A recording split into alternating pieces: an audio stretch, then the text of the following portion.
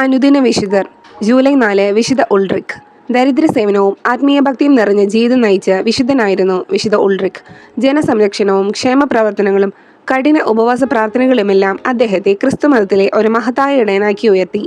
അദ്ദേഹം ഓരോ ദിവസവും 12 ദരിദ്രരുടെ പാദങ്ങൾ കഴുകിയും അവർക്ക് ദാനങ്ങൾ നൽകിയും അവരെ ആത്മാർത്ഥമായി സ്വീകരിച്ചു പോന്നു. അദ്ദേഹം രോഗികളെ സന്ദർശിച്ച് ആശ്വാസം നൽകുകയും ജനങ്ങൾക്ക് ആത്മീയ പ്രബോധനം നൽകുകയും ചെയ്തു.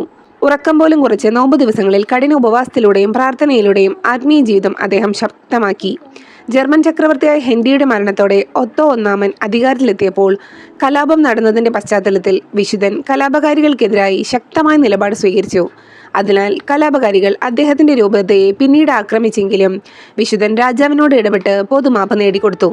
AD 973 ജൂലൈ 4 80-ാം വയസ്സിൽ അദ്ദേഹം കർത്താവിൽ നിദ്ര പ്രാപിച്ചു. AD 993 പാപ്പ ജോൺ 15 വിശുദ്ധ ഉൾറിക്കിനെ ഔദ്യോഗികമായി വിശുദ്ധനായി പ്രഖ്യാപിച്ചു.